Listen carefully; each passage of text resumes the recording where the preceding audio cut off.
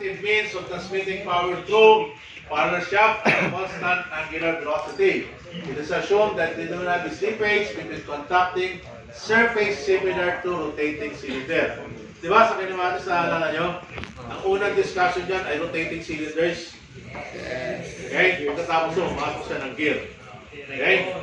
Kasi yung bakit rotating cylinder, kasi yung foundation ng equation for gear are taken from the rotating cylinders. What are those? Relationship between the velocities, relationship between diameters, okay, so on, and RPM. So doon siya. What are the different types of gear? Ano siya? Spar gear, internal gear, phase gear, helical, and so on. Alright. So to familiarize yourself with what are those, ito yung spar gear natin, the most common. Diba? The most common type of gear that we have, spar gear. Okay? Meron tayong helical. Okay? Then we have herringbone gear. Ayan. Bevel, fighter gear. Okay? So, scala gear. Ayun. Diba? Then, zero, bevel gear. Ito siya. Ayun. Swerte nyo, wala na si Miss Kubar. Kasi kung wala na si Miss Kubar, pinag-drawing yan. Pinag-drawing yan. Ha? Mag-drawing ba kayo? Diba? Mas madali, diba? Daling i-drawing to eh. Ito, yan. Yan. Daling i-drawing yan. Diba? So, pagkamali ka ng ikot dito, mali ka agad yan.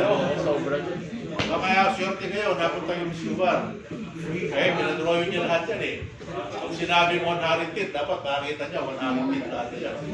Bilang yun kasi. Kaya ako, pag kumabot sa kanya, malay ko, babagsa ako, hindi pinadrawing yan. Okay? So, yun siya, ganun siya, ganun. Yun natin. It's positive, no? Mahigpit siya sa drawing.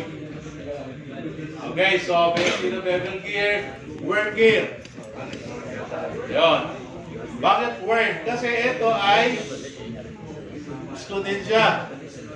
Connected na to either a spar gear or a helical bevel gear.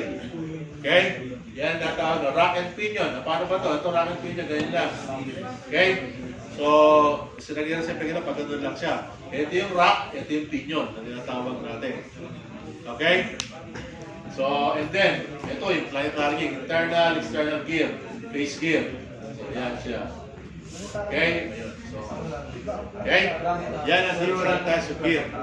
Ito, parang planetary. Ang planetary kasi, itong malaki, pagkatapos maraming gear na yan sa loob. Yan ang planetary gear. Nagsama-sama lang.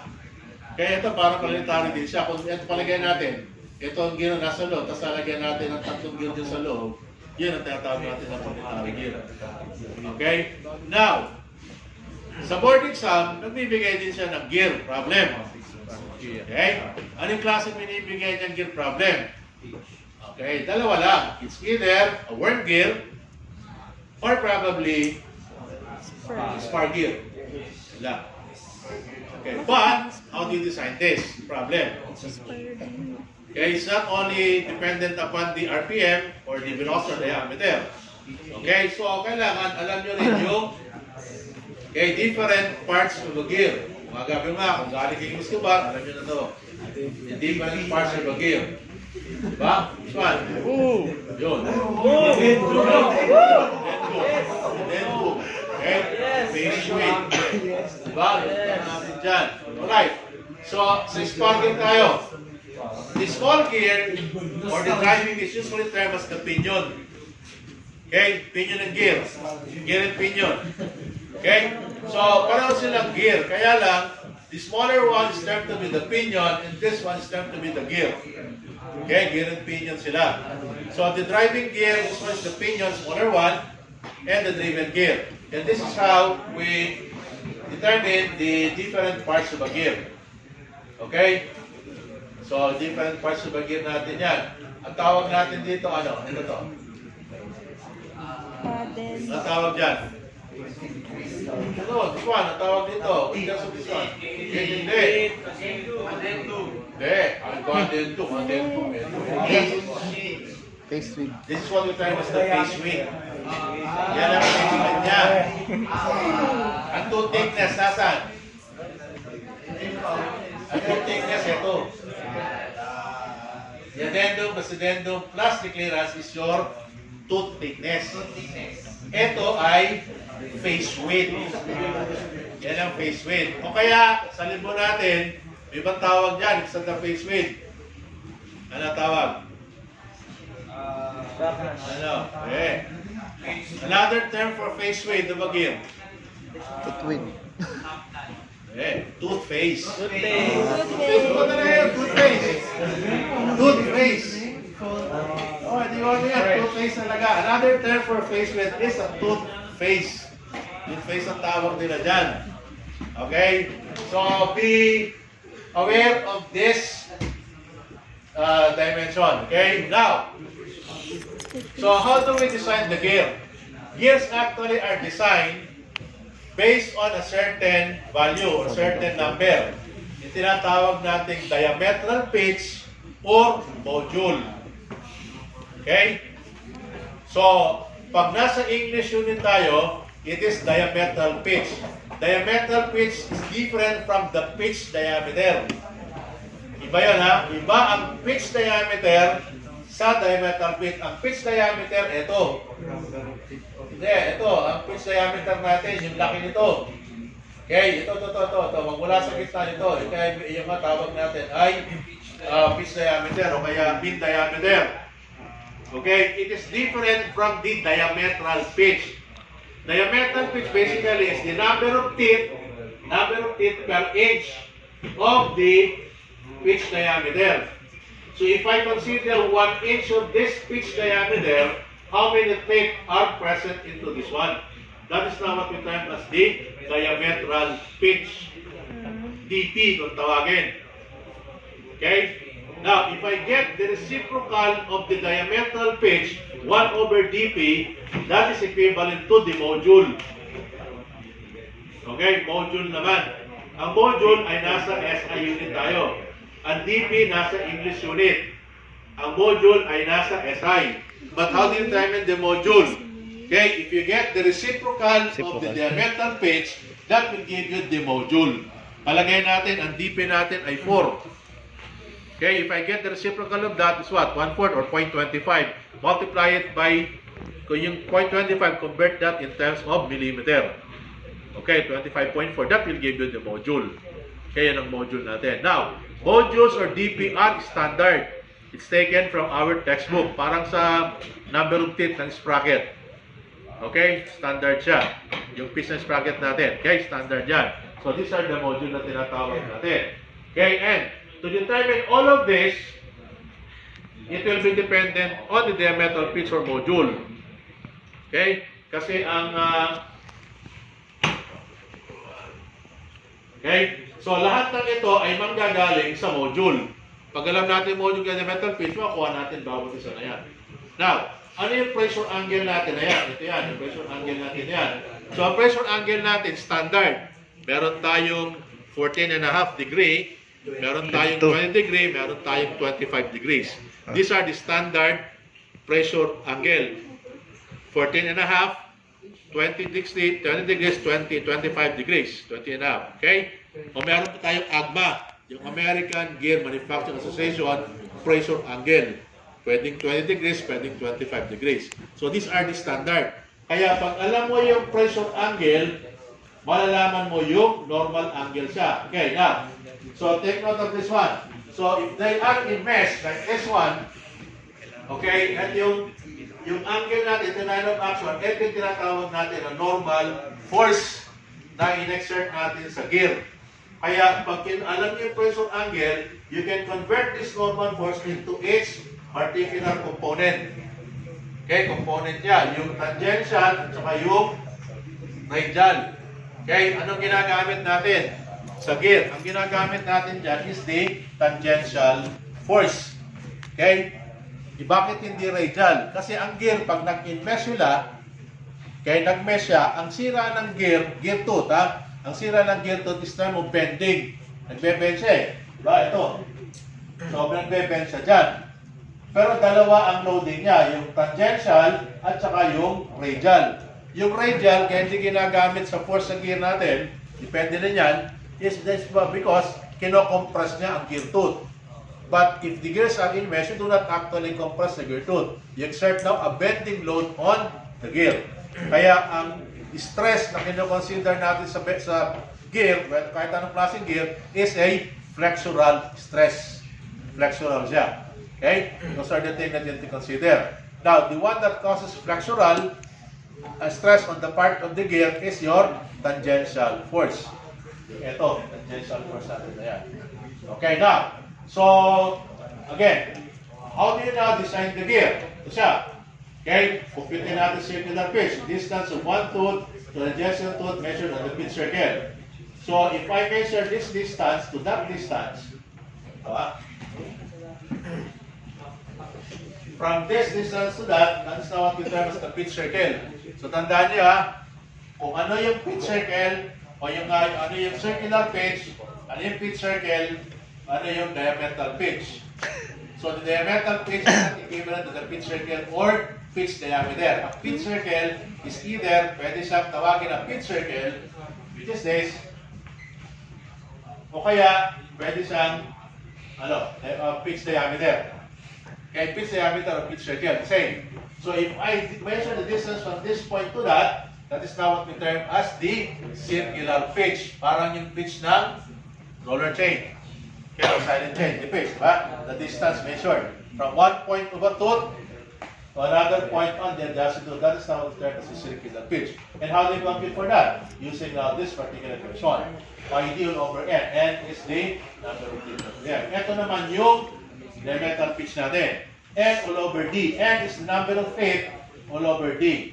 Now, yung number of teeth, hindi niya kagaya ng sprocket na pwede tayong mag-assume ng number of teeth. Okay? It's not that. Hindi tayo pwedeng mag-assume ng number of teeth sa gear natin. Wala tayong consideration na 11 to 144 teeth, 17 to 24. Walang ganun. So dito, it's either kailangan computein natin, kung hindi, baka given na yan sa problem o kaya sa design. Okay? Pero minsan, meron silang binibigay na condition, standard. Minsan, 15 teeth, pwede na. Okay? Parang ano lang, assume. Okay, now, so this is now what we term your DP. Again, if you get now the reciprocal of this DP, that will give you now the module of the gear. Okay? So, ito naman yung angular velocity, the test of the gear. Okay? So, directly proportional sila. Number of teeth ng gear, number of teeth ng pinion. Okay, RPM ng gear pala, RPM ng pinion, equivalent diameter ng gear, diameter ng pinion. Okay, or number of teeth that we have. Okay, alright, now, what are the other? Alright, ito naman yung standard proportional gear tooth. Pag alam mo yung diametral pitch, sa ibang libro kasi PD. Okay, eto siya. These are now the pressure angle. Okay, now, ano yung full depth? Ano naman yung stub? Ano sabihin ng full depth natin? Ang full depth, mataas siya, na medyo mapayat, FD. Ang stub, mataba siya, no, mababa. Yan yung tatawag na yan. Kaya ang specification ng gear, let's say 20 degrees FD, 20 degrees stub. Okay? Yan ibig sabihin. Pag full depth, mataas, payat. Pag stub, mababa lang siya na medyo mataba. Okay? Yan ang tatawag natin. Now, if the gears are in mesh, okay, they must have the same diametral pitch. Hindi pa pwede na ang pinion natin, ang DP ng pinion, ay iba sa DP ng gear. Kahit na ito ay napakaliit, ito ay napakalaki, they should have the same diametral pitch or same module. Kaya kung module nito ay 4, sa DP nito ay 4, dapat ito 4 din. Hindi pa pwedeng ito ay 4, ito magiging 3. Hindi ganun. Okay? Kasi hindi pwede silang magsama. Kasi magbabago ng forma yung gear tooth kung magkaiba sila ng diametral pitch. Okay? Kahit na napakaliit lang nito at ito napakalaki, dapat they have the same module. Okay? Tandaan natin, same module or same diametral pitch. Okay? Yun ang kinoconsider natin. Alright, now, so these are now the equation or the proportion. Pag alam natin yung diametral pitch, I can determine this one and everything else. Alright. Ito naman yung gear tooth natin. Ito siya. Bakit sa gear tooth tayo? Kasi ito yung critical na part natin. Okay? So, if I know the pressure angle, and I know the normal force, I can now get the component in terms of the tangential as well as in terms of radial. Note that the tangential force causes bending on the part of the gear tooth, whereas this one just simply causes what? Compression on the part of the gear tooth. Compression lang siya. Okay? So the radial load is neglected. Tangential load is considered since it causes bending on the gear. The weakest section will indicate section AA. Ito siya. Kaya kung titignan natin, meron siyang ano to? Meron siyang stress concentration, di ba? Meron tayong fillet radius. Hindi tayo di-design ng gear na ito, ay diretso lang. So you use this one. Okay, meron tayo na tawag na fillet radius. Nagkakaroon tayo ng fillet radius na yan. Okay, now, that will be in terms of the strength of the gear tooth. Alright, so this is now the induced stress on the gear, the pitch diameter, the velocity. Okay, so on. Now, so, balikan natin to. Paano ba ako mag-design ng gear? Okay? Una-una, supposing alam na natin ang number of teeth. The problem here is that you do not know the diametral pitch. Okay? So, in order for you to determine the diametral pitch, you need to use this equation. This ito. So, this one. Okay? Yan ang equation na gagamitin natin. Okay? So, dito, DP is the metal pitch. So, unknown to. This unknown. So, pag alam ko yung DP, magagamit ko siya rito para makompute ko yung pitch diameter. Okay, pag alam ko yung pitch diameter, gagamitin ko ng value dito para makompute ko yung velocity. Pag alam ko yung velocity, using any of this equation, I can determine, okay, this allowable stress. Okay, so pag alam ko yung velocity, gagamit ko siya. Now, tatlong klase yan. Pag yung velocity less than this one, use this. Between 2,000 to 4,000, use this one. Greater than 4,000, use this one. Alright, now, so the basic problem actually is how to design the gear. Okay? So, ang problema, bago natin i-design ng gear, i-design muna natin. Saan ko ba siya i-base? Sa pinion o kaya sa gear? Note that gears actually are of different material. Hindi pareho ng material ang gear at saka ng pinion. Okay? Kaya, you need to determine first the base for the design. Where do I base that? In terms of the pinion or in terms of the gear? Now, after you have decided, if you have determined where to base the design, that's the time that you can use this equation. Okay? So, meron tayong mga condition dito. Right? Gagamitin natin ngayon dyan yung sa table. So, again. Alright. Diba? Ha?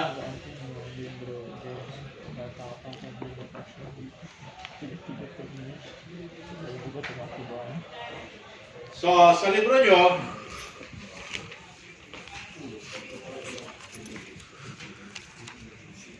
ito, pag nag-design ng gear, tsagaan lang ba? Kasi medyo katagal to. Ano daw?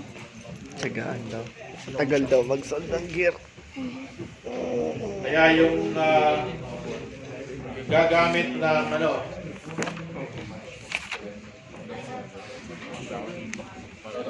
alright, now. Alright. So, sa equation natin ito, ito yung tinatawag natin induced stress on the gear. So, torque, diametral pitch, K natin is a certain constant. Diba yan? Pi squared N is the number of teeth, and Y is now what we term as the Lewis tooth form factor. Now, saan natin kukunin itong value ng Y natin na yan? As long as you know the pressure angle and the number of teeth for the pinion or the gear, you can determine the value for Y. Taken on table 1824 of your textbook. Table 1824 of your textbook. Okay? So, yan ang ginagamit natin. Alright now, ha? Alright, ha? So, alam ko na yung value ng torque. Kaya na-compute na natin yan. Tapos, alam ko yung value ng K. Alam ko yung N. Now, ito, para malaman ko kung ano gagamitin, meron akong ginagamit na kondisyon. Okay? Para malaman ko kung ano yung base na design. Kung sa smaller or sa gear gamitin. Supposing, alam na natin kung saan yung base na design. So, kung ano yung base na design, ito yung Y niya. Okay, palagay natin. Alam ko yung number of teeth ng pinion. meron siya corresponding Y value taken from table 24. So, constant ito. Okay? Then after that, alam ko yung RPM, alam ko yung number of teeth, divide ko pa rin ito. So, constant pa rin yan. Okay, pag alam ko na yung diameter natin, gagamitin siya. Alam ko yung RPM, okay, ito constant, B pa rin yan. Now, tapos, magpipili tayo rito. Ano na, para proposing, ito gagamitin ko. So, pag na-compute ko na yung velocity rito, punta ako rito.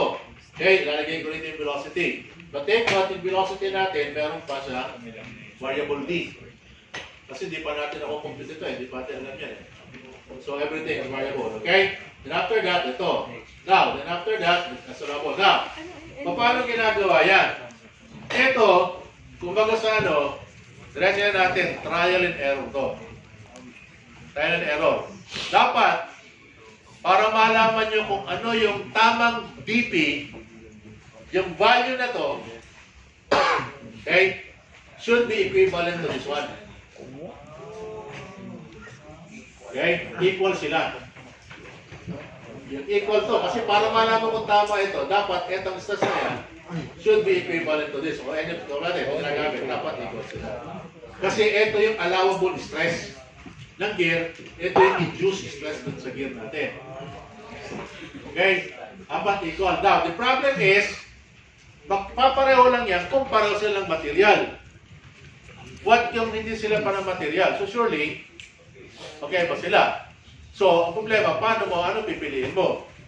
Ang pipiliin mo na lang dyan is if you get the difference between this and this one, kung sino ang pinaka-least na difference, yun ang TP gagamitin.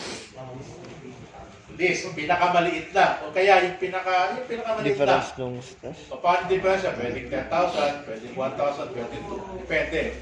Kaya ang mangyayari yan, naglagay ka ng Tapos table. gamitin yung DP. In table form mo yan.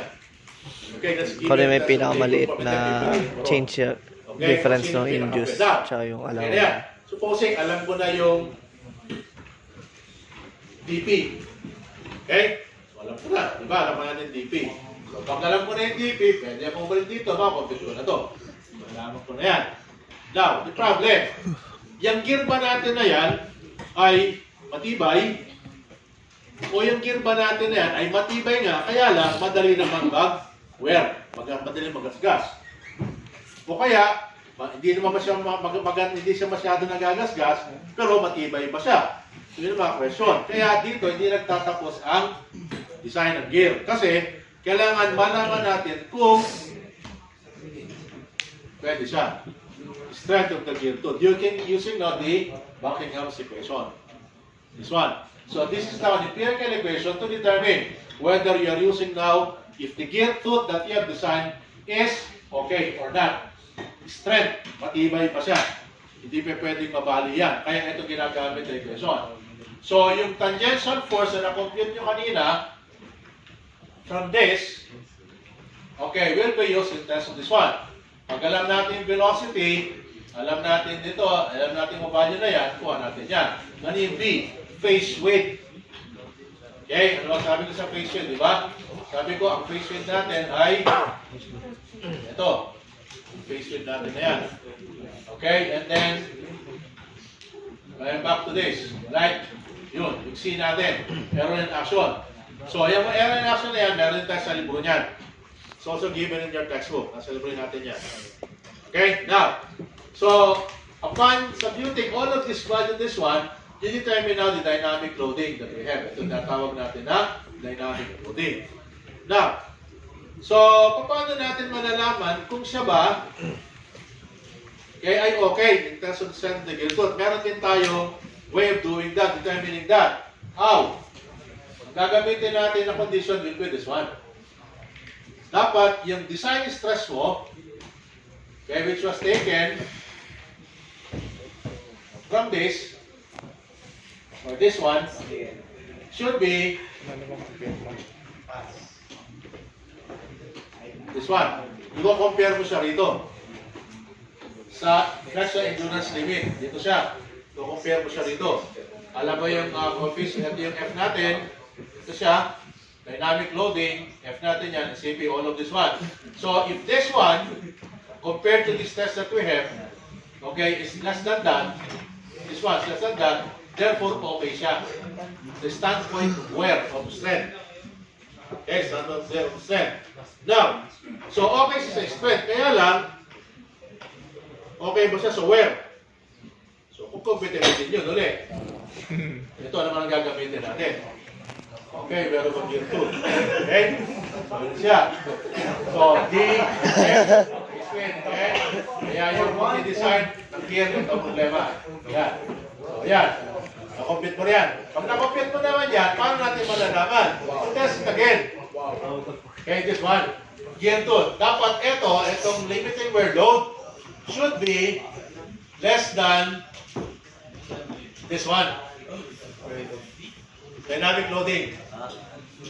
So if your dynamic loading is greater than the limiting wear load, your gear is okay in terms of wear. Now, in gear design, you should satisfy these two. Kaya hindi pwedeng ito lang o kaya yan lang. So sa gear design, you should satisfy these two. Now, the problem is, what if yung isa rito sumablay? Ulit. Ano ba sumablay? Bilibago. Okay.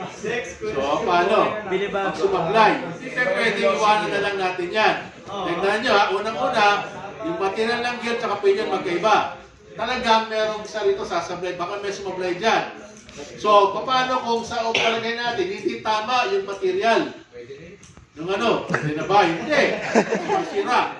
Pag hindi siya tama, papalitan nyo yung material ng gear o kaya pinion. Kaya lang, pag nagpalit kayo,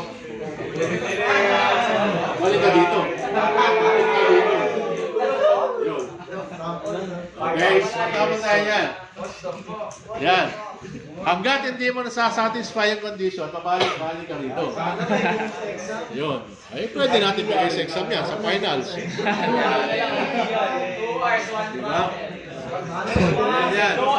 So, gear design actually, you are using simple equation, but the problem is that sometimes you need to determine. Ano ba ang tama? Kasi kailangan satisfy mo yung dalawa eh. Hindi pwedeng isa lang ang masatisfy mo regarding the condition.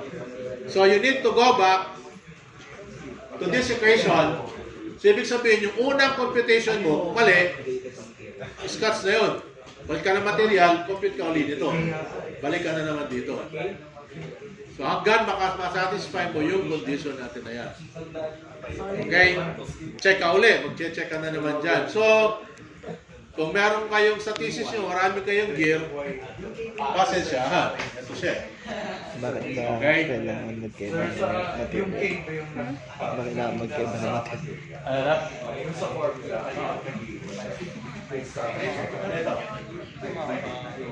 Ito.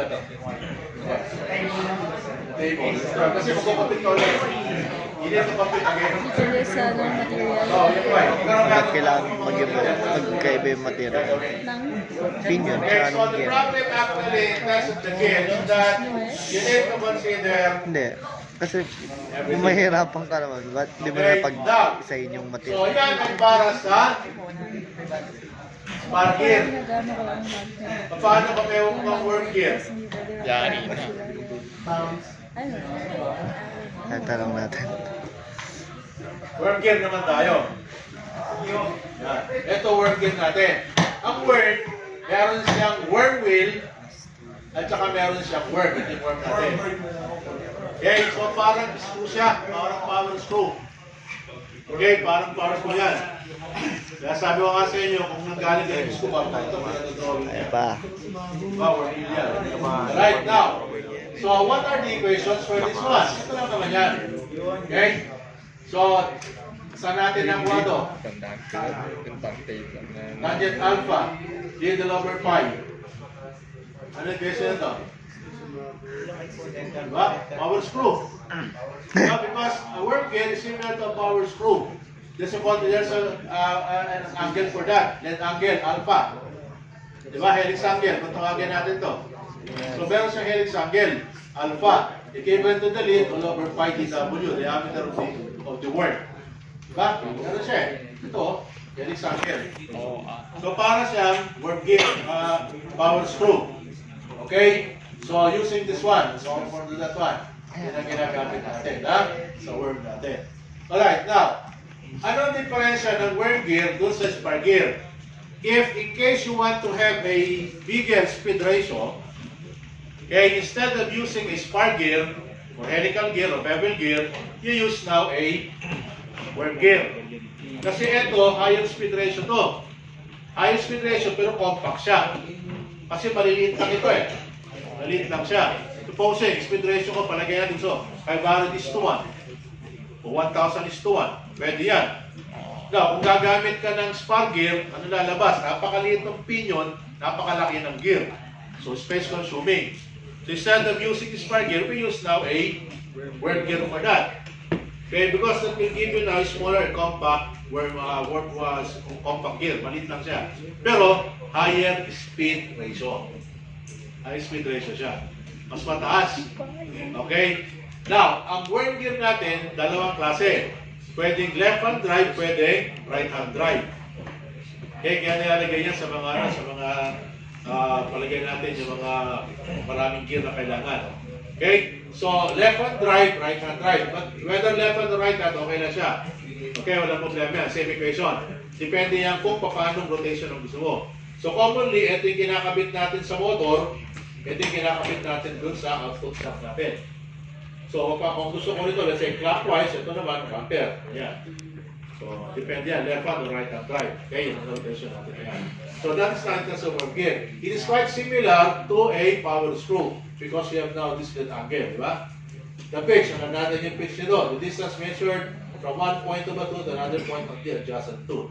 Okay? Now, ang kasama niya, can either be spar gear, pwedeng helical, pwedeng bevel. Depende yan. Kung ano gusto natin kasama yan. So, compact lang siya. Pero medyo meron malaki yan.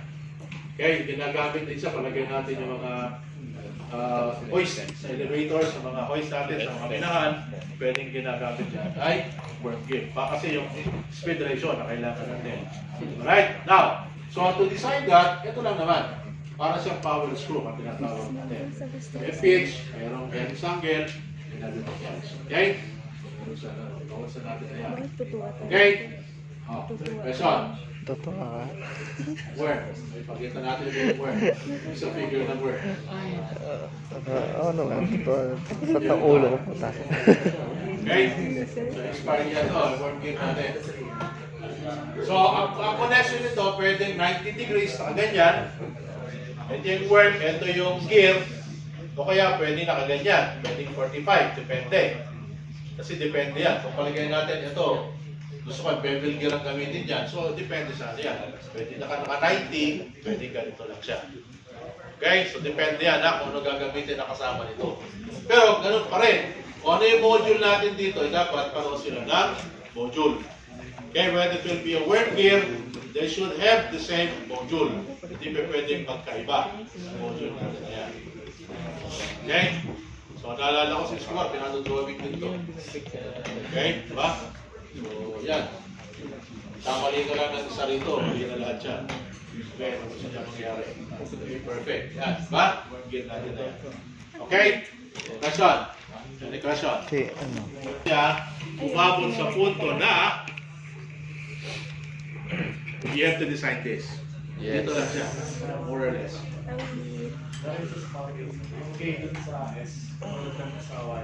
Hindi, iba. Meron siyang value. Meron siyang value kasi. It's independent, meron siyang condition. Ibigay ko na yung gano'n. Yun! Okay? Pwede yan. So, balik ko sa board exam, ano binibigay niya? Simple lang. Parang kinematics lang. Oo, yung ano lang. Kaya ano, ang gear train. Gear trains lang siya, di ba? Meron yung gear train. Yung series of gear. Di ba? Series of gear. Yun ang gear train na tinatawag. Di ba? Okay, supposing meron tayong gear. You say the pinions rotating in a clockwise direction, counterclockwise. Okay, say, pinion natin ay counterclockwise rotation. Di ba? Magkano sila eh. This one will rotate in a clockwise direction. Ito, counterclockwise. Diba? Magkaganon sila eh. Ganon. So, clockwise to, counter to. What if kung ito nilayo ko dun? Ang tanong minsan, ilang gear ang pwede natin ilagay in between para ito ay clockwise pa rin ang rotation. Counterclockwise pala. Ito, ha? Ang tanong, ha? Ito, clockwise. Ito, counter. Ilalayo ko siya. Ilang gear ang pwede kong ikabit in between these two so that this will be rotating also in a counterclockwise rotation. Whereas this one clockwise. Dalawa. Dalawa. Gano'ng kalayo? Pwede. Dalawa. Sige lang. Dalawa. So, kung dalawa, ito ay clockwise, yung isa counter, Clockwise isa. clockwise, Counter. counter. Okay. What if kung Same. gusto ko same direction? Isa. Isa lang. So, ano nakuha nyo ron? At even, di ba? So, kung yung at even. So, pag different direction, ano siya? Even. Pag same direction, siya. Ano lang yun? At yung bilang nung gears mo. Kasi may tanong na gano'n eh. Ilang gear ang pwede ilagay? Same direction, different direction. At even lang siya. Idol ba tawag? At even lang. Di ba gear train lang?